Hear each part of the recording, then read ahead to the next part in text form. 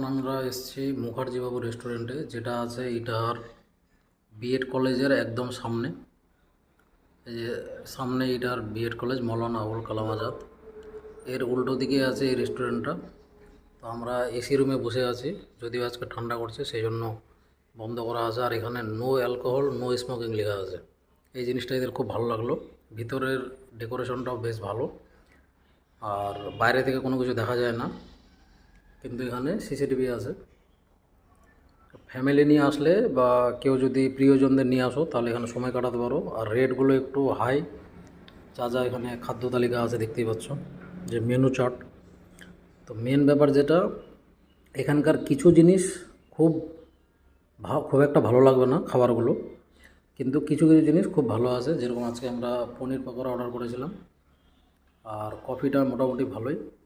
পনির পকোড়াটা ভালোই লাগলো। ওভারঅল মানে খারাপ বলা যাবে না।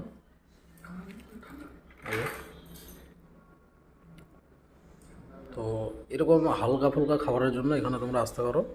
তবে যেগুলো হেভি খাবার আছে, যেরকম হচ্ছে বিরিয়ানি বা আদার্স যেগুলো আছে, সেগুলো খুব একটা ভালো হয় না। কোনো দিন ভালো, কোনো দিন, বেশিরভাগ দিনই আমি খারাপই পেয়েছি। তো এটাই ইনফরমেটিভ একটু ভিডিও দেওয়ার চেষ্টা করলাম আমি, ছোট্ট একটা ইনফরমেশন।